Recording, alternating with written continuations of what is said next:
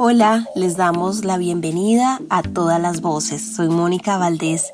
En esta oportunidad conversaremos sobre cómo el conflicto armado afectó a las universidades colombianas, cómo grupos de guerrillas, paramilitares y agentes del Estado incluyeron los campus y universidades de Colombia en sus planes bélicos, generando con esto estigmatizaciones, persecución, desapariciones, asesinatos, exilios, inclusive el exterminio de organizaciones, entre otros hechos, y cuál fue el impacto profundo en la construcción de pensamiento crítico y en la democracia en Colombia. Con un café recién hecho vamos a conversar. Bienvenidas y bienvenidos. La comisionada de la verdad, Marta Ruiz, se refiere a la importancia de las universidades en la democracia y cómo fueron afectadas por el conflicto armado. La comisión ya viene trabajando con grupos universitarios, entendemos la universidad como un territorio donde el conflicto que se expresó de muchas maneras y de manera muy cruenta. Nuestro mandato, nuestro periodo de esclarecimiento comienza en el año 58 y casi que habría que decir que en todas las décadas hay una historia de sangre que contar en las universidades. El tema de las universidades como un factor crucial de la democracia, como un lugar especial de la libertad de pensamiento, para nosotros es de sumo interés, dado el impacto profundo que esta violencia ha tenido en lo que ha sido el desarrollo de las libertades. El conflicto armado entró a las aulas de distintas formas. Afectó la libertad de cátedra, la construcción del conocimiento, la investigación, el papel democrático de las universidades en el país y la generación de ciencia e innovación, así como la expresión de opiniones y la movilización social en las diferentes regiones de Colombia. Hoy conversamos con Leonardo Salcedo, antropólogo, máster en desarrollo rural e integrante del equipo de dirección territorial de la Comisión de la Verdad, y con la profesora Ivonne Suárez, historiadora y doctora en estudios iberoamericanos y actual docente de la Universidad Industrial de Santander, donde además ha liderado el archivo oral de la memoria de las víctimas AMOVI de la UIS. Bienvenidos. ¿Cuáles serían los grandes hitos de esa gran línea de tiempo en que la violencia ha tenido unos picos en las comunidades universitarias, en las comunidades académicas? Bienvenido, Leonardo. Muchísimas gracias, Mónica. Sí, ahí hay como... Nosotros hemos encontrado al menos unos 5 hitos fundamentales para comprender esa larga historia de afectación a las universidades públicas y a las comunidades universitarias, y más recientemente también a las universidades privadas. Hay unos antecedentes iniciales que son, digamos, hacen parte incluso de la historia de lucha, de las conmemoraciones históricas del movimiento estudiantil, que tienen que ver con cómo la universidad se involucra en las luchas y tensiones sociales que se dan a finales de los años 20. Se está rompiendo el gobierno de la hegemonía conservadora, está habiendo en el campo principalmente una serie de movilizaciones en el Líbano, Tolima, los trabajadores petroleros en Barranca Bermeja, los trabajadores de los ferrocarriles sindicalizados salen en paro, la emblemática huelga de las bananeras que termina con la fatídica masacre de las bananeras, y en respuesta a todo eso, un ejercicio de movilización muy fuerte que se da principalmente en Bogotá, pero que tiene expresiones en otras ciudades, de estudiantes. En ese momento, recordemos, los estudiantes eran más las élites que podían acceder a las universidades públicas, pero que van bebiendo de ideas liberales, de algunas ideas de izquierda, y salen dentro de todo, digamos, un montón de sectores sociales a pelear contra la hegemonía conservadora, y participan pues del quiebre de ese gobierno conservador a finales de los 20, y termina con el asesinato del estudiante Gonzalo Bravo Pérez, que es uno de los primeros mártires del movimiento estudiantil colombiano. Cuando se conmemoraban 25 años de ese asesinato en 1954, otra vez en un momento donde el país estaba totalmente convulsionado, estábamos en el corazón de lo que se conoce como la violencia, acababa de llegar Gustavo Rojas Pinilla al poder y una de las primeras expresiones de movilización en contra de Rojas Pinilla la lideran los estudiantes universitarios en Bogotá, aunque también tiene expresiones en otras ciudades. Se está conmemorando los 25 años de asesinato de Gonzalo Bravo Pérez y cae asesinado otro estudiante que es Uriel Gutiérrez. Eso sucede el 8 de junio del 54. El 9 de junio los estudiantes salen a marchar en protesta por el asesinato de Uriel Gutiérrez y caen asesinados 9 estudiantes por parte de lo que se conocía en ese momento como el Batallón Colombia. El gobierno, por alguna razón, decide mandar a enfrentar la movilización estudiantil a un batallón del ejército que había estado en la guerra de Corea, que fue uno de los tratos de Laureano Gómez como para poder ganarse el favor del gobierno norteamericano en esos momentos. Luego ya tenemos el siguiente hito, que es un hito que va creciendo, y es una estigmatización contra las universidades públicas, en donde la Universidad de Antioquia, la Universidad Industrial de Santander y la Universidad Nacional en Bogotá van a ser las principales protagonistas por el papel que juegan en la formación, en el inicio de las guerrillas, de las insurgencias en los años 60, principalmente del Ejército de Liberación Nacional.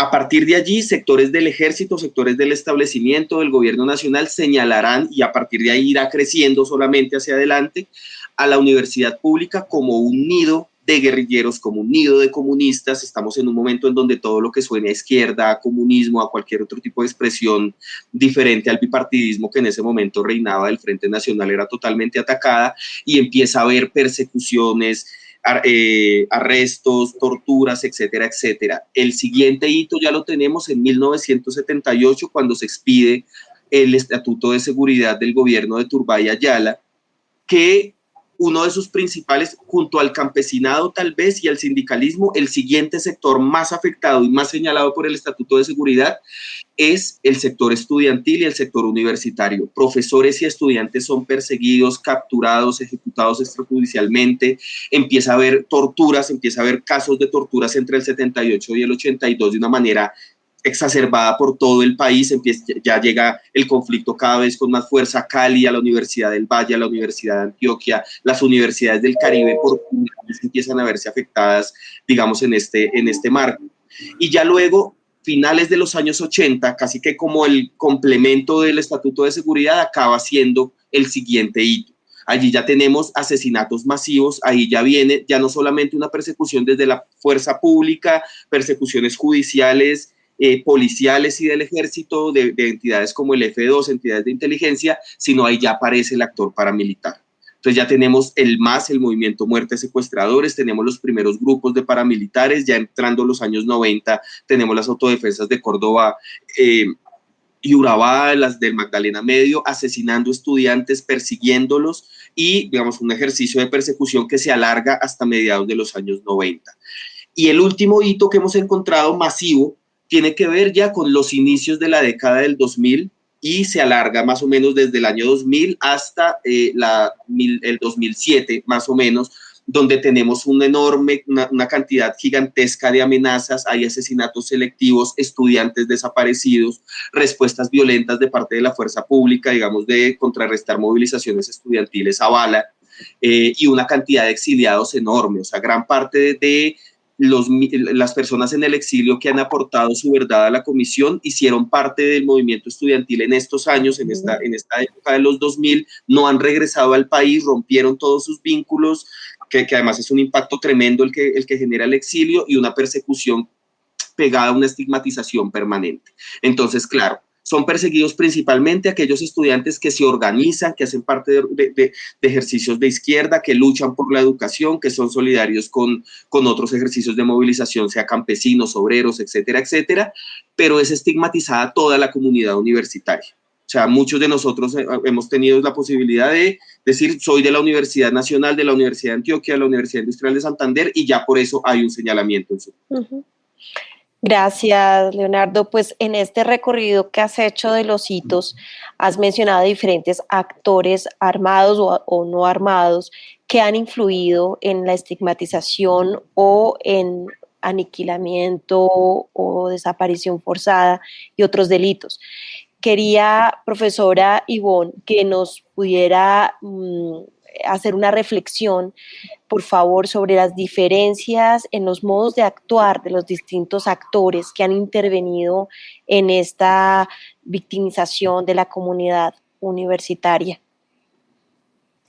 Sí, mira, la diferencia ha sido la misma diferencia que ha vivido en general el conflicto en el país. Es decir, una es una primera época, digámosla, en donde el Estado utiliza sus organismos para perseguir al pueblo simplemente porque está defendiendo los intereses de una élite y no le sirve permitir la existencia y la organización y la expresión de la oposición. Allí entonces todavía no existe el ESMAD en esa época, entonces son SIJIN, DIJÍN, policía, ejército, con todos sus cuerpos dedicados a perseguir, a asesinar, a torturar directamente por parte de los organismos.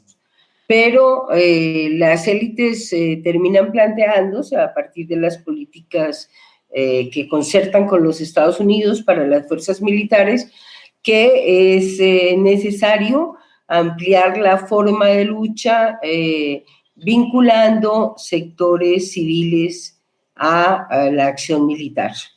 Con eso entonces, desde los años 98 más o menos, surge con fuerza las organizaciones paramilitares impulsadas por el Estado, porque es que vamos pensando, si vamos a hacer un reconocimiento a las universidades, ¿quién tiene que pedirle disculpas? ¿Quién tiene que pedir perdón? ¿Quién tiene que hacer reconocimientos frente a las universidades? El Estado. Porque los paramilitares no nacieron solos, los paramilitares nacieron en el seno del Estado. Empieza entonces ya la organización paramilitar al interior de las universidades. No es simplemente como se cree que es que los paramilitares llegaban y venían y hacían y estaban afuera. No, se organizan dentro de las universidades comandos paramilitares formados por profesores, trabajadores y estudiantes de las universidades, dependientes de los comandos centrales, los grandes comandos de los bloques del paramilitarismo y después de las AUC cuando ya hay esta unión. Y eso entonces lleva a generar el régimen del terror. Se suma al miedo que producía antes la persecución del Estado a un régimen de terror. Entonces se impone como mecanismo fundamental de persecución la amenaza, las amenazas del paramilitarismo y se planea entonces lo que viene siendo exitoso en muchas universidades desde esa época hasta ahora, ¿cierto? Se plantea desde los años 2000, pasamos de la inseguridad del Estatuto de Seguridad a la inseguridad de la seguridad democrática, y entonces ya en este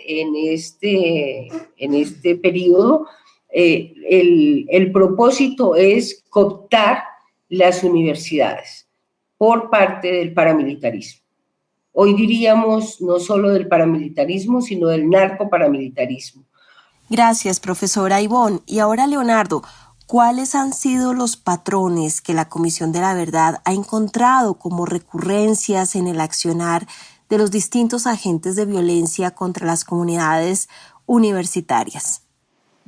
Nosotros hemos encontrado en el ejercicio investigativo que está adelantando la comisión, recibiendo obviamente un montón de informes y de trabajos ya previamente elaborados por académicos y organizaciones de derechos humanos, tres tipos de patrones, tres tipos de accionares y de intencionalidades de los actores dentro de las universidades públicas. El primero tiene que ver con un ejercicio de violencia política que se basa en la fuerte estigmatización de la que ahora hablábamos en contra del movimiento universitario y de las universidades públicas en general. Ser universitario es casi igual a ser colaborador, auxiliador, simpatizante o incluso guerrillero, y eso genera una serie de violencias políticas en contra de estudiantes organizados, profesores sindicalizados, trabajadores sindicalizados, torturas, asesinatos, amenazas, desapariciones forzadas, etcétera, etcétera, etcétera. Esa es la primera, y que aparece en los años 70, en los años 80, en los años 90 y recientemente en la primera década de los 2000 con muchísima fuerza. La segunda tiene que ver con el accionar paramilitar que le aportó al primero, es decir, el ejército, la policía, en connivencia con los paramilitares, ejecutaron violencia política, que es ese primer patrón, pero aparte de eso, también hubo empresas, principalmente en algunas universidades, aparece allí la Universidad del Atlántico, la Universidad Popular del Cesar, la Universidad de Córdoba, la Universidad Industrial de Santander, resaltan allí que es un ejercicio de captura de rentas públicas. Es decir, en muchas regiones las universidades son casi que la entidad que más dinero genera, más puestos de trabajo puede generar. En términos electorales, tener clientelas dentro de las universidades te garantiza un montón de votos, y los paramilitares intencionalmente, de forma violenta, capturaron esas rentas. Pusieron rectores, es emblemática una reunión de Salvatore Mancuso con el Consejo Superior Universitario de la Universidad de Córdoba, el plan Pistola al que se le acusa a un rector de la Universidad Industrial de Santander, donde hay listas que el rector mandaba a grupos paramilitares y toda una manguala, una alianza entre élites que tenían o que querían tomarse el poder de las universidades con todos sus puestos de trabajo, los dineros que reciben, etcétera, etcétera, y grupos criminales, principalmente paramilitares. Ese es el segundo. Y el tercero tiene que ver con cómo las universidades en diferentes momentos aparecieron en los teatros de guerra y en los planes estratégicos de las guerrillas. Es decir, no solamente era tomarse poblaciones, no solamente era reclutar en el campo, no solamente era atacar la estación de policía, sino que en algún punto las guerrillas, que toda la vida habían intentado hacer proselitismo dentro de los campus, intentaron usar los campus universitarios para desarrollar sus estrategias de guerra. Entonces, tanto ejercicios de reclutamiento como de proselitismo que están durante todos los periodos, pero principalmente hacia finales de los 90 y principios de los 2000 aparecen acciones como cuando las FARC intenta mandar un rocket desde el campus de la Universidad Nacional hacia la Embajada de los Estados Unidos, que además falla y cae en el barrio Quinta Paredes, ¿cierto? O sea, como los campus acaban siendo también parte de las estrategias de guerra de las guerrillas. Aquí hay que decir una cosa y con eso termino, y es que cuando se hace el análisis estadístico, entre fuerza pública y paramilitarismo concentran más del 80% de los hechos victimizantes en contra de las comunidades universitarias. El restante es de actores desconocidos y de las guerrillas, donde aparte de usar el campus también hay asesinatos selectivos, o sea, tenemos, por ejemplo, el asesinato de Chucho Bejarano, etcétera, etcétera, donde también las guerrillas accionan dentro de las universidades o por fuera de ellos, pero contra miembros de las comunidades universitarias. Gracias, Leonardo. ¿Y la profesora Ivonne quería complementar? Sobre lo que decía Leonardo, que me parece muy importante, es que reconozcamos cómo toda esta persecución a los sectores de oposición de las universidades llevó a que se urbanizara el conflicto, pero a que se urbanizara el conflicto de una manera muy particular, mucho más desconocido e invisibilizado que el conflicto que se estaba viviendo en el campo, invisibilizado detrás de la pancarta de la estigmatización. Entonces, allí no era conflicto, eran simplemente los estudiantes terroristas que salían a hacer cosas terribles y las fuerzas del Estado que tenían que pues actuar en su contra. Pero esa gran pantalla permitió entonces que el Estado ampliara su persecución y el exterminio y el genocidio de la oposición tocando personas muy importantes, porque es que en las universidades estaban no solo miembros activos de los grupos de oposición, sino que estaban grandes pensadores de los grupos de oposición. Y en estos contextos, ¿cómo analiza la Comisión de la Verdad el sector universitario como víctima del conflicto armado? El conflicto atacó muy fuertemente a las universidades como instituciones y como comunidades educativas, que dentro de estas atacó principalmente a aquellos estudiantes, profesores y trabajadores que estaban planteándose cambios en la democracia, cambios en el país. Atacó también a aquellos que estaban peleando por la ampliación del derecho a la educación o contra reformas privatizadoras a la educación. Atacó también a aquellos que estaban movilizándose desde las universidades en solidaridad con otros sectores, aquellos que movían la universidad para recibir a los éxodos campesinos, a las mingas indígenas, a los paros de trabajadores, etcétera, etcétera.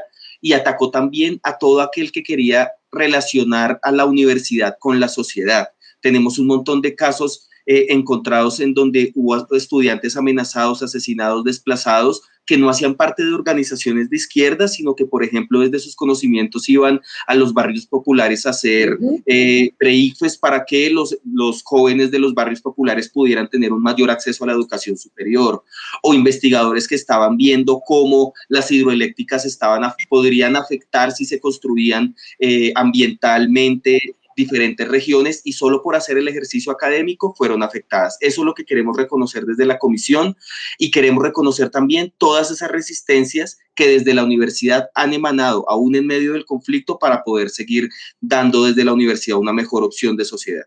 Tenemos ahora una intervención del comisionado de la verdad, Saúl Franco, quien como docente e investigador ha liderado la revisión de los impactos del conflicto en las universidades colombianas y sus aportes al estudio de la confrontación armada, así como los llamados que ha hecho la comunidad universitaria al diálogo y la convivencia en el país. Las universidades han sido al mismo tiempo y con distinta intensidad en los diferentes momentos escenarios de la confrontación armada, víctimas de la confrontación armada. En algunos casos, algunos actores intervinieron inclusive al interior de las universidades y realizaron ahí algunas de sus actividades, y al mismo tiempo reconocer el enorme papel que ha tenido las universidades colombianas, especialmente las universidades públicas, pero también las universidades privadas, en las resistencias frente a la confrontación armada, en la defensa dentro de la universidad de los derechos civiles, sociales, del derecho a la protesta, y muy especialmente el enorme aporte de los centros de pensamiento universitarios integrados por estudiantes, profesores e inclusive trabajadores y directivos en producir propuestas para la superación de la guerra y la construcción de la paz. Y para cerrar, ¿cuál sería su mensaje final sobre lo que han sido estas violencias contra las comunidades educativas? Sería muy lindo soñar que sean los consejos superiores los que hagan un reconocimiento de su compromiso, que está aprobado además, y que pidieran perdón. Leonardo Salcedo, por favor. Recordar como comunidad universitaria y como sociedad que muchos de los grandes cambios, de las grandes ampliaciones de la democracia que ha tenido este país, aún en medio del conflicto, han emanado de las universidades y del trabajo de estudiantes, docentes y trabajadores de las mismas. A ambos, muchas gracias por estar en Todas las Voces.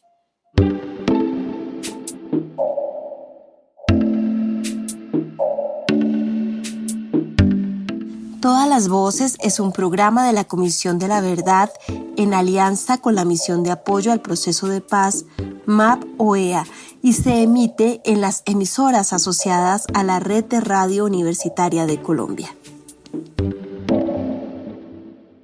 La MAP-OEA no es responsable de los contenidos ni de las opiniones compartidas por nuestros invitados.